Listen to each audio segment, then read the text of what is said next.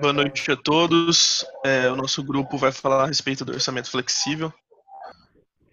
Os alunos responsáveis é a Betina, aqui Boa noite. presente, eu, Gabriel, o Héleno Silva, Kenison Guilherme e o Gildinei. Ele infelizmente não pôde comparecer por questão de horários nossos. Pode passar, ele.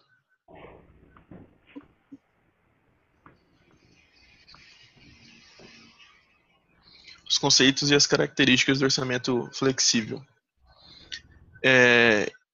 Ele surgiu em 1970 na Alemanha, foi criado por Kilger e Plaut e recebeu o nome anteriormente de GPK. Ele tinha como base dois princípios: o centro de responsabilidade com o controle e o cálculo de custo por produto, e uma clara separação entre os custos fixos e variáveis. Pode passar.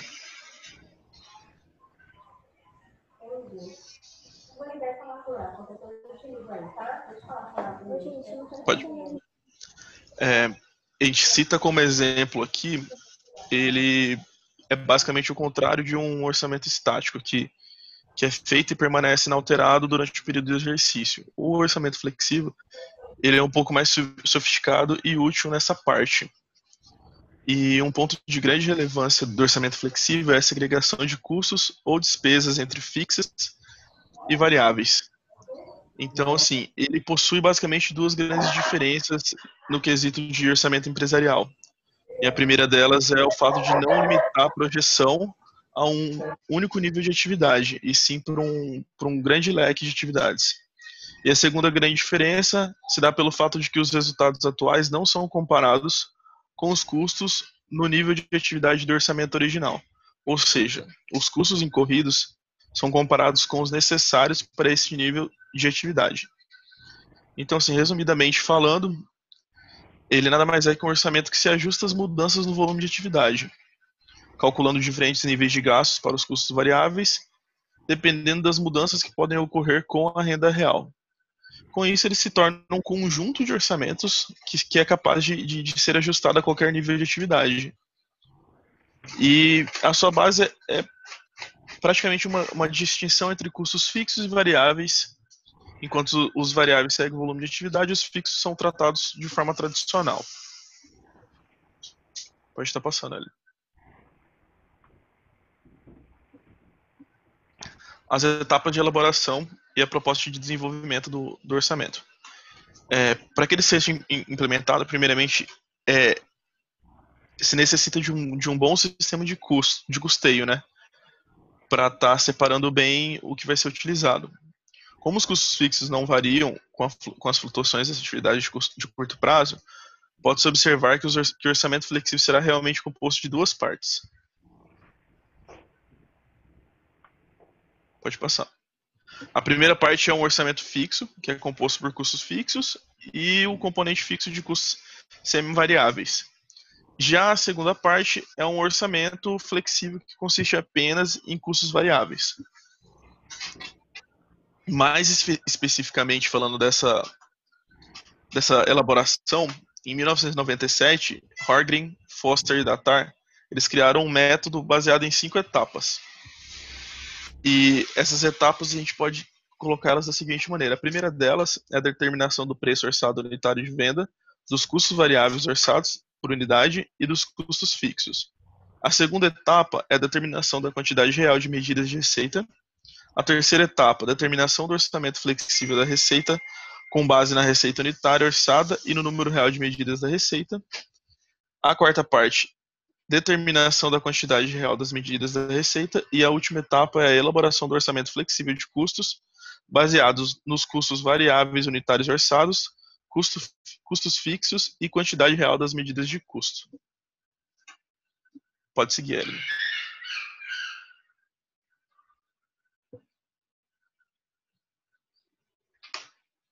Sua parte pode falar, Ellen.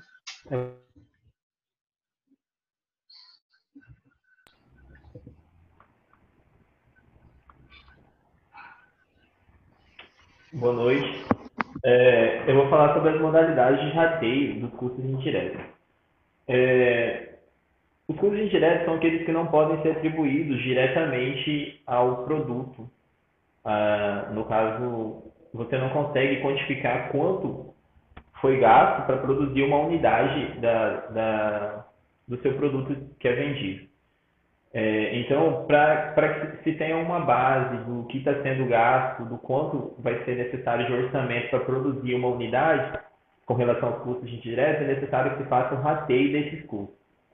O rateio nada mais é do que uma estimativa. Então, você não vai ter um número preciso, como são dos custos indiretos, porque o custo direto você consegue mensurar exatamente quanto está sendo utilizado para produzir uma unidade, né, do seu produto.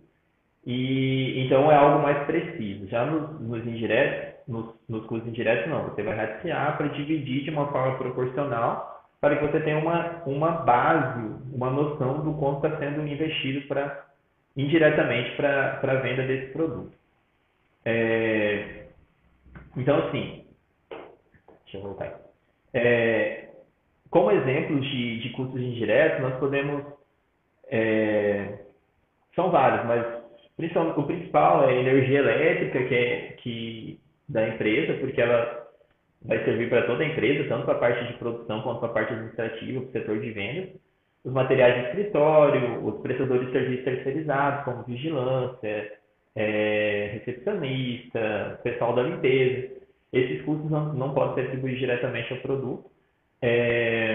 Aluguel, quando é pago, e, por exemplo, seguros dos produtos e tudo mais. Tudo isso que não pode ser atribuído diretamente ao seu setor produtivo vai entrar como custo indireto. E é necessário que seja feito rateio desses custos para poder ter uma base do quanto está sendo gasto para produzir. É, Agora nós vamos falar um pouco sobre a apropriação de despesas. Apropriar uma despesa é o mesmo que você vai estar reconhecendo a ocorrência de um fato gerador e toda vez que você reconhecer que tem um fato gerador, vai ter uma despesa. Quando você reconhece essa despesa, independente de ter efetuado o pagamento dessa despesa ou não, você está fazendo isso pelo regime de competência. É, No regime de caixa, é quando você só vai apropriar essa despesa quando sair o desembolso. Tanto faz para a despesa quanto para a receita. No regime de caixa, você só vai apropriar uma despesa, uma receita, quando tiver movimentação no seu caixa. Então, essa é a principal diferença entre o regime de competência. Você faz a apropriação independente de saída ou entrada de recurso do seu caixa, e no regime de caixa não. Você só vai fazer a apropriação quando houver a movimentação do caixa, entrada ou saída de dinheiro. Então, o regime de caixa é um dos mais utilizados atualmente, porque ele vai favorecer quando você trabalha com vendas a prazo ou pagamentos a prazo, porque você não vai reconhecer essa despesa quando ocorrer o fato gerador. Você vai reconhecer somente quando for feito o desembolso do seu caixa. Então, você faz uma compra a prazo, muitas vezes você parcela em algumas vezes, às vezes até a longo prazo, a parcela vai ser é, no próximo período. Então, assim, muitas vezes, para você ter um controle melhor do quanto está sendo a diferença entre entrada e saída de recurso, é melhor você utilizar o fluxo de caixa, porque você vai ter uma noção mais precisa do quanto está saindo e quanto está entrando. Mesmo que essa compra ou essa venda tenha ocorrido em um período anterior ao do lançamento. Então, por isso é um dos mais utilizados, principalmente por quem trabalha com vendas a prazo ou com datas de pagamento diferentes da venda. Então, por isso que ele é um dos mais utilizados no Brasil hoje em dia. Aí agora o Gabriel vai voltar apresentando as vantagens e desvantagens do método do orçamento por. Vamos lá. Começando pelas vantagens, né? A primeira vantagem que a gente pode elencar é que ela permite modificações mediante alterações ou variações inesperadas. o que é muito vantajoso no orçamento flexível em comparação, por exemplo, com outros orçamentos que não se alteram independente de qualquer coisa. Ele também mostra uma relação entre custo e volume a curto prazo, sendo por isso considerado altamente dinâmico. É útil em ambiente de custo variável, ou seja, muito útil em empresas onde os custos estão alinhados com o nível de atividade comercial, como um ambiente de varejo, onde os custos indiretos podem ser segregados e tratados como um custo fixo, enquanto o custo de mercadoria é diretamente relacionado com a renda. Ele também pode ser utilizado bastante para medição de desempenho, uma vez que ele é dividido por nível de atividade, ele é uma boa ferramenta para estar avaliando o desempenho de gerentes, e ele pode ser alinhado com as expectativas em qualquer número de níveis de atividade. É bom ressaltar também que, apesar de ele ter algumas grandes vantagens, ele se torna, por muitas vezes, muito, muito trabalhoso por ter muitas planilhas, ter um controle muito mais operacionalizado. E agora, como desvantagem, a gente pode elencar primeiro o orçamento flexível. Ele pode ser difícil de formular e gerenciar, que era o que eu estava dizendo. Ele, às vezes, é muito trabalhoso por conter muitas planilhas e muita coisa interligada ao mesmo tempo. Em um orçamento flexível, a renda orçada não é comparada com a real, pois os dois números são iguais. É uma desvantagem também. Esse modelo ele foi projetado para comparar despesas reais com despesas esperadas, não para comparar com níveis de renda. Algumas empresas possuem poucos custos variáveis, o que inviabiliza o uso do orçamento flexível, porque ele pode ser um pouco mais custoso. E o orçamento flexível também impõe uma necessidade muito maior de monitoramento das alterações. Nesse caso, é necessário que haja um processo de acompanhamento constante dos níveis de atividades da empresa. E também é preciso que os envolvidos se adaptem rapidamente às mudanças que podem ocorrer constantemente devido aos ajustes de orçamento. E é isso.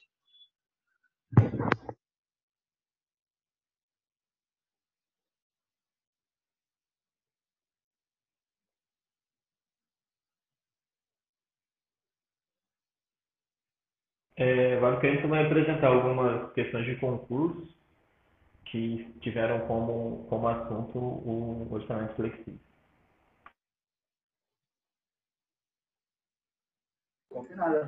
Boa noite, sou o Kenison. Deixa eu apresentar aqui, só vou mudar essa tela aqui.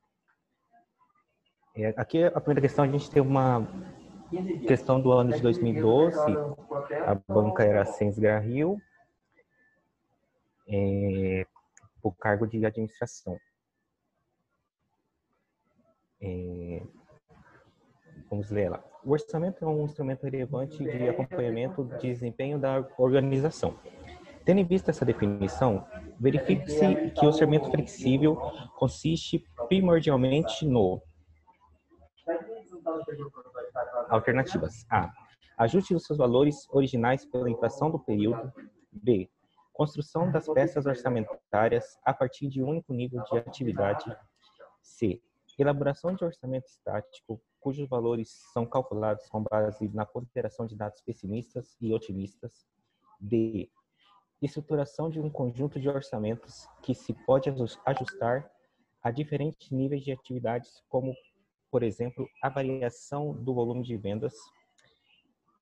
E produção de um relatório que permite uma análise por parte dos gestores, menos profunda das causas das variações do que no orçamento estático. Essa questão, embora seja de 2012, ela trata bem da questão da definição do orçamento flexível. E aqui, como resposta da questão, a gente tem a alternativa D, que fala sobre a estruturação de um conjunto de orçamentos que se pode ajustar a diferentes níveis de atividade, como, por exemplo, a variação dos volumes de vendas. Pode passar para a segunda, Ellen.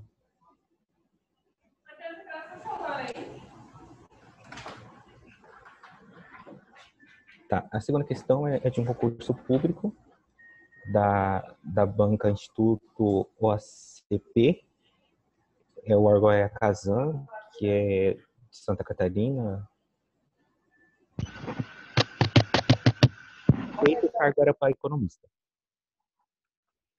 Vamos lá.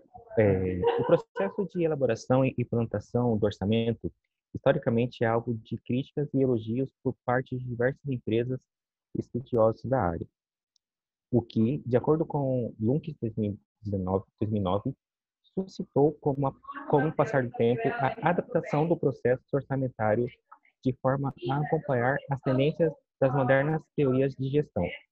Nesse sentido, a cenário alternativa representa a característica da técnica para a elaboração do orçamento intitulada orçamento flexível. Vamos ver as alternativas. A. É adequada à empresa com produtos com ciclo de vida muito curto e a processos que exigem rapidez nas mudanças. B. Tem como ponto central a perfeita distinção entre todos os gastos fixos e variáveis, sendo que os gastos fixos recebem um tratamento orçamentário tradicional e os gastos variáveis devem seguir o volume de vendas. C. Projeta as receitas e gastos como se estivessem sendo elaborados pela primeira vez. Portanto, o ano anterior não é utilizado como ponto de partida para a elaboração do atual. D. Centraliza sua atenção na produção e na venda de bens ou serviços. Essa técnica permite que o controle dos gastos seja melhor detalhado que o controle tradicional dos gastos departamentais, pois segmenta cada departamento da organização em atividades. Alternativa E. Surgiu como uma solução à metodologia de implantação de outra técnica de orçamento, pois é de gestão mais apta à dinâmica do mercado em detrimento do modelo tradicional e estático de orçamento. Bom, aqui ela introduz um pouco, a Cassandra introduz um pouco o sentido e a definição de orçamento flexível, mas na prática, né? E temos como resposta a alternativa B, que fala que o orçamento flexível tem como ponto central a perfeita gestão entre todos os gastos fixos e variáveis, sendo que os gastos fixos recebem o tratamento orçamentário tradicional e os gastos variáveis devem seguir o volume de vendas. Tem mais uma, Helena? Acho que é a Betina agora, né? Isso, agora a Betina Boa vai apresentar noite. um caso prático. Boa noite, eu vou estar falando sobre o caso prático do orçamento flexível. Nós escolhemos a empresa Quero Mais SA, que quer elaborar um orçamento flexível para realizar a comparação mensal entre os valores real e orçado. No caso, vamos utilizar os valores projetados no mês de janeiro, que contém materiais indiretos 1,50, mão de obra indireta 2, comissão 0,50, depreciação 15 mil reais, supervisão 10 mil e manutenção 50 mil reais. A empresa deseja projetar seus custos para vários níveis de atividade, atingindo um volume inicial de 8, 9, 10, 11 e 12 mil unidades mês para os produtos A, B, C, D e E, respectivamente. Aí nós vamos calcular os custos para os vários níveis de atividade como parte de um orçamento flexível. Pode mudar. Primeiramente, para solucionar esse problema, devemos organizar os valores adequadamente em uma planilha.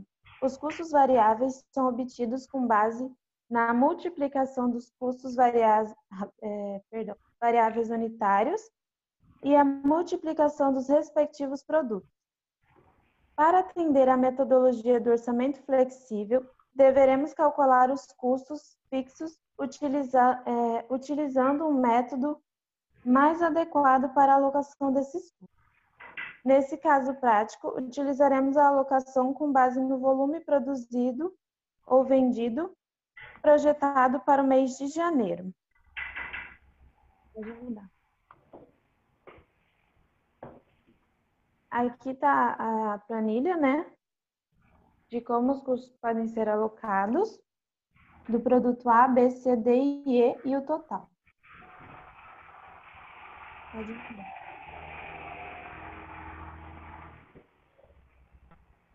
O orçamento flexível pode ser usado para preparar a empresa antes que algum evento aconteça, orçando para vários níveis de atividades esperados. Nesse sentido, orçar para a gama de atividades pode ajudar gestores a lidar com as incertezas do ambiente, para atingir as metas descritas no orçamento flexível. As empresas devem coordenar esforços de todos os colaboradores e todos os níveis. O orçamento não existe por si só, mas para ajudar os gestores na concretização dos objetivos específicos de cada setor.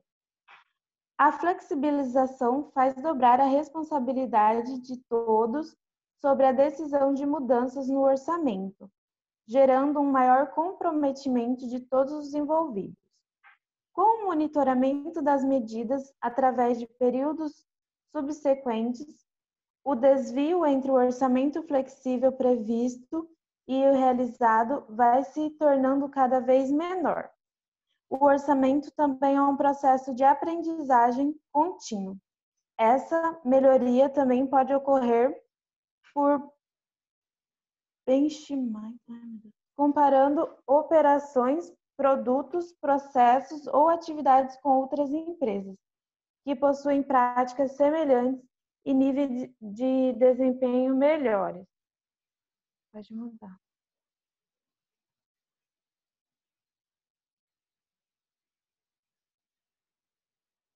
O importante no orçamento flexível é a possibilidade de identificar de onde vêm as diferenças e se elas foram causadas pela variação de preço, volume ou etc. Ou foram causadas por eficiência ou ineficiência no uso dos materiais, mão de obra, entre outros. Para tomar decisões acertadas, é preciso ter claras as causas dessas variações, para então determinar ações que venham a corrigir tais distorções. A simulação do orçamento flexível por meio de software gera grande riqueza de detalhes, flexibilidade e facilidade na construção do cenário. É isso. Então, finalizando o nosso trabalho, quer fazer mais alguma observação, Ellen? Acho que é isso, Gabriel. Tem algo mais a dizer também? Bom final de ano para todo mundo. Feliz Natal, feliz ano novo. Boa noite. Acho que é isso, então. Boa noite a todos. Essa foi a apresentação do nosso trabalho. Espero que a gente tenha colaborado aí para o aprendizado de vocês, mesmo que de forma pequena. Tá ok? Boa noite a todos. Obrigada. Boa noite. Tchau, tchau. Boa noite.